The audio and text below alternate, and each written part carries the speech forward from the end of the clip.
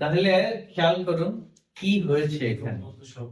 মিকাঙ্গা ইতুৎসু আরিমাসু। কয়টা আছে? পাঁচটা কমলা আছে। আর এখানে কি বলছে? মিকাম ও ইতুৎসু খাইমাস্তা। কি? হ্যাঁ? কমলা পাঁচটা কিনেছি, তাই না? এইখানে কিনেছি আর আসের মধ্যে গা পার্টিকেলটা আলাদা পেয়ে গেল। এটা খেয়াল রাখতে হবে সবসময়, বুঝতে পারছেন? তাহলে দুইজন ছাত্র আছে, কিভাবে বলবো? স্যার একটা কোশ্চেন, হুম মিকান ওয়া ইউজ করা যাবে না? মিকান ওয়া পার্টিকেল ইউজ করা যাবে না? যদি মিকামকে এটা কিন্তু এটা কি জানেন? সাবজেক্ট না তো, এটা কি জানেন? এটা অবজেক্ট। এখানে সাবজেক্ট উচ্চ আছে। অর্থটা খেয়াল করুন। মিকাম কয়টা কিনেছি? পাঁচটা। কে কিনেছে? সে তো এখানে নাই, সে হলো সাবজেক্ট। তাহলে এখানে হবে ওয়াতাশি ওয়া অথবা রহিম সান ওয়া, মীরা সান ওয়া। সাবজেক্ট এখানে বুঝতে পারছেন?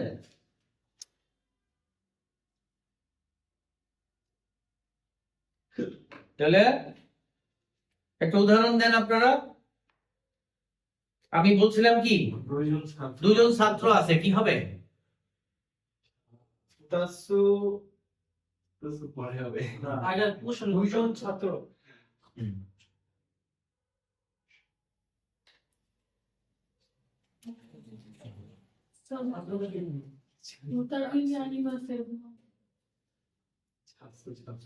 আচ্ছা, আজকে আমি ধরলাম না, আজকে আমি শুধু লিখে দিলাম। এটা বাসায় বসে পড়তে হবে। পড়ার পরে ঠান্ডা মাথায় পড়বেন, মনোযোগ দিয়ে পড়বেন। আমার কথাগুলো শোনেন, বাসায় মনোযোগ দিয়ে পড়বেন। এখন হঠাৎ করে মাথায় আসবে না। এটা নিয়ে বাসায় যখন 2 ঘন্টা চিন্তা করবেন, গবেষণা করবেন, পানির মতো সহজ হয়ে যাবে। যদি 2 ঘন্টা না পড়েন হবে না, কিন্তু হুঁশিয়ারি। বাসায় অবশ্যই পড়তে হবে।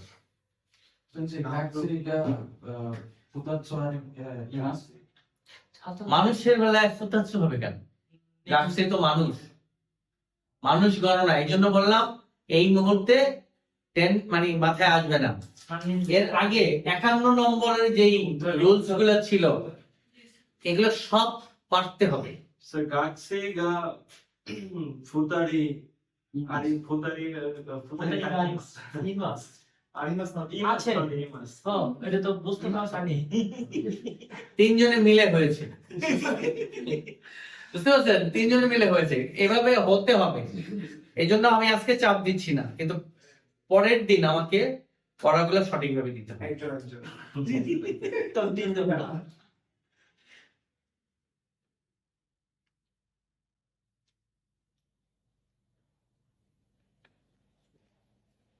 তেসে ক্লাসে কথা বলবেন না, এটা নিয়ম বলতে কি বলে? কিও শিশুনি শেয়ার নাই দেখো তো সাইড।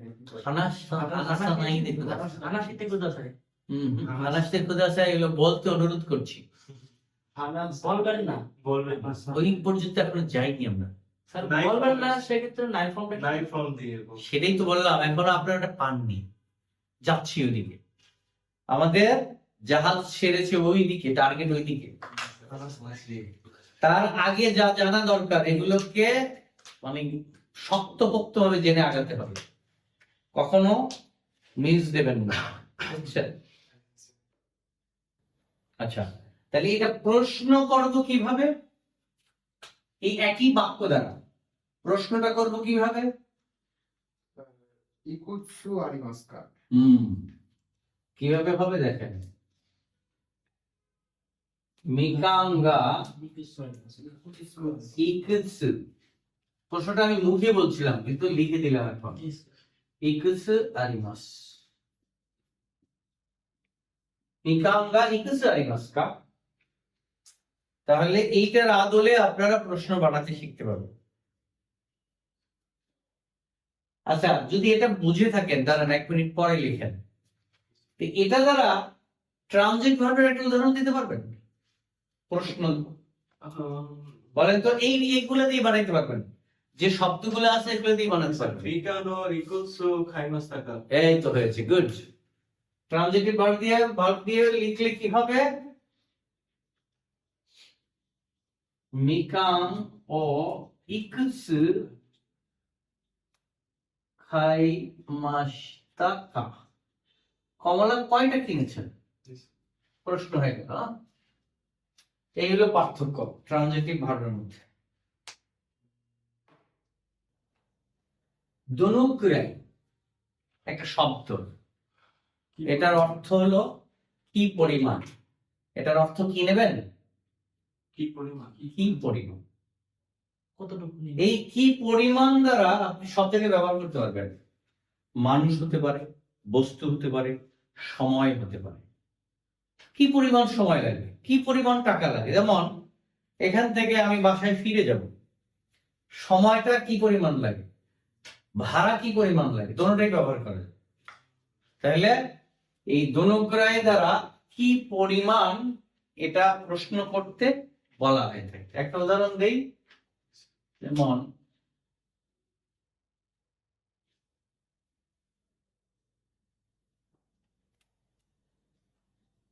দেনশাদে দুনুগ্রাই দেশকা।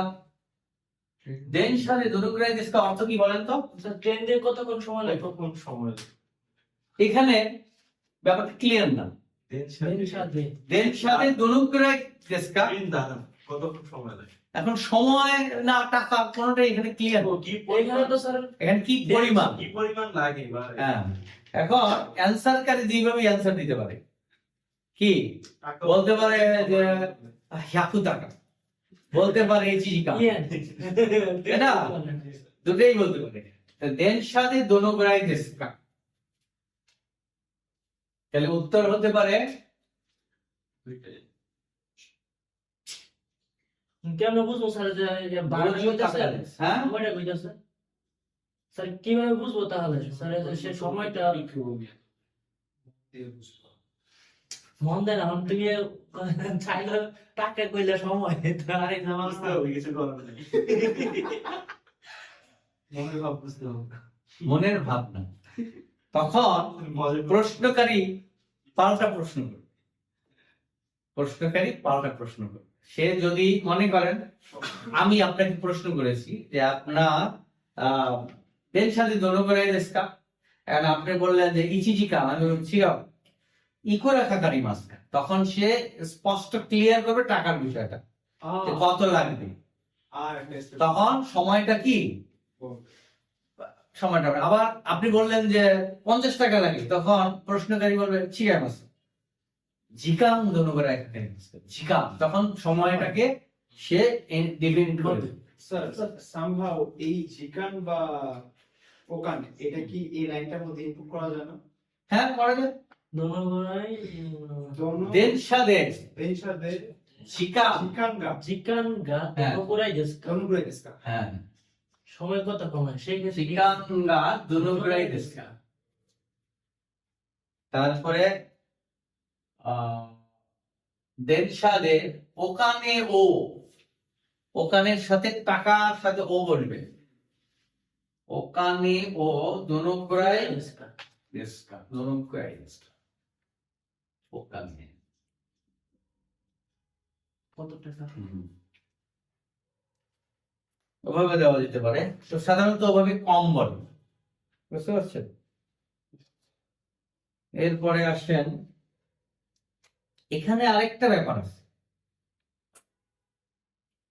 গুরাই আর খুরাই দুইটা শব্দ ব্যবহার করা। একটা হলো খুরাই, আরেকটা হলো গুরাই। এই দুটার অর্থ একই, একই সেম জায়গায় ব্যবহার হয়, কিন্তু কখন কুরাই বলে আর কখন গুরাই বলে এটা হলো মেইন। যেমন এখানে উত্তরটা ছিল কি, গজু টাকা দেশ না দিয়ে 50 টাকা লাগে না, 50 টাকার মতো। গুরাই অর্থ কি, এর মতো। প্রায় হ্যাঁ, প্রায় না, মতো। মত প্রায় মনে রাখবেন না, এর মতো মনে রাখবেন। হ্যাঁ, তাহলে 50 টাকার মতো। তখন কি কি লিখবো? ওজুদ টাকা ওজুদ টাকা। ঘুরাই ঘুরাই। এখানে একটা ব্যাপার হলো যে যদি কাউন্টিং শব্দ থাকে, গণনার শব্দ যদি থাকে তাহলে ঘুরাইটা বসে, আর গণনার শব্দ যদি না থাকে তাহলে ঘুরাইটা বসে। বুঝতে পারছেন? যেমন ধরেন এখানে দুনুক ঘুরাই, এখানে ঘুরাই দেওয়া হয় নাই, কারণটা কি? এখানে কোনো কাউন্টিং শব্দ নাই। আপনি কাউন্টিং দিয়ে বললেই ঘুরাই দিয়ে করবে। বুঝতে পারছেন? এই কোনো ডিফারেন্স। আচ্ছা, তাহলে যদি এখানে প্রশ্ন করা হইতো যে কি কোন কিছু পরিমাণ যদি জানতে চাওয়া হইতো তো তাহলে দুনুক ঘুরাই, সেটা ঘুরাই দিয়ে হবে। পুরাই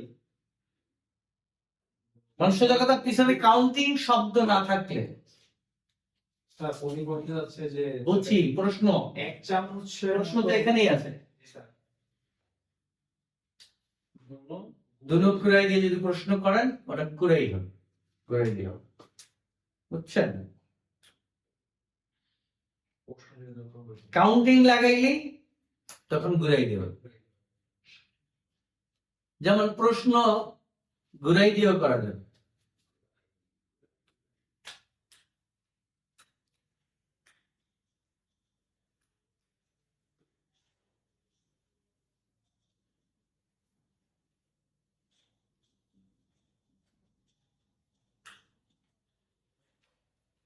আপনি কোথাও যাবেন, ধরেন এই কলমটা কিনতে পাঠালাম, বলে স্যার রিক্সা ভাড়া লাগবে।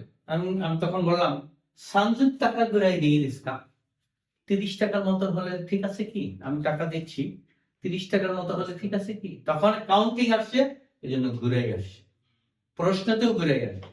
কিন্তু এই কাউন্টিংটা যদি না থাকে, হ্যাঁ, তাহলে ঘুরাই হবে। দুনুক ঘুরাই দিয়ে দিস কা, দুনুক ঘুরাই দিয়ে দিস। বুঝতে পারছেন? কাউন্টিং নাই, ঘুরাই হবে। সেটা যে পরিমাণ টাকা লাগবে সেটা কত লাগবে ওটা আর যদি সোজা কথা কাউন্টিং থাকলে 100 200 10 20 গণনাটা থাকলে ঘুরাই দেবে।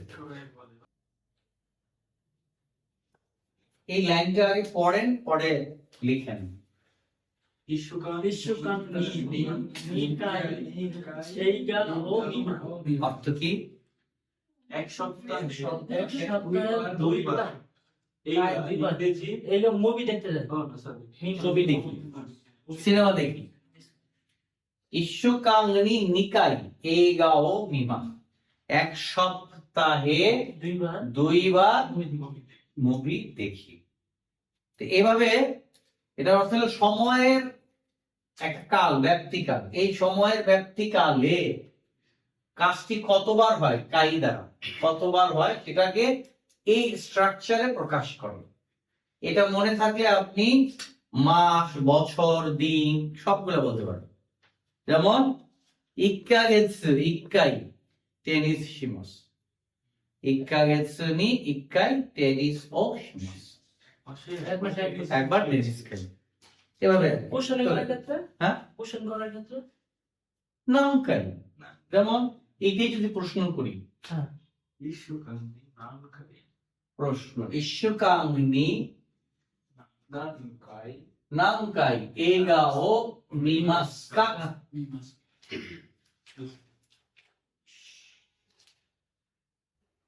দাকে। দাকে শব্দের অর্থ কি? দাকে শুধুমাত্র। দাকে মানে অনলি, শুধুমাত্র। এই দাকে দ্বারা কথা বলতে শিখব। যেমন এই দাকেটা কোথায় বসবে? গণনার পাশে। যেমন নিকাই, সান্নি, গণিন, এটার সাথে ডান পাশে দাকে বসে। যেমন একটা উদাহরণ দিলে বুঝতে পারবেন। প্রশ্ন করা হলো, এ প্রশ্ন করলো গাছে নান্নির গা ইমাস্কা, বি অ্যান্সার দিল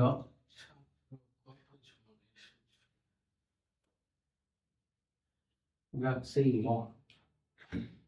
生は何人がいますか?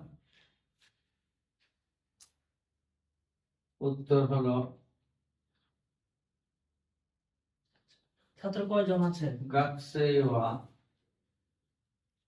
ছাত্রছাত্রী কয়জন আছে? 3人だけ শুধুমাত্র います。মাত্র 3 জন আছে। ছাত্র কয়জন আছে? ছাত্র মাত্র 3 জন আছে। এই দাকে এভাবে ব্যবহার করে। আমরা মাত্রটা আগে লিখি, ওরা দাকেটা পরে লেখে। যেমন 3 জন আছে মাত্র। 5 টাকা মাত্র, ব্যাংকে যখন আপনি লিখবেন, চেক লিখবেন, তখন মাত্র লিখতে হবে। 5 টাকা মাত্র লিখবেন, আবার 5 কোটি টাকা মাত্র। বুঝছেন? 5 কোটি টাকা মাত্র।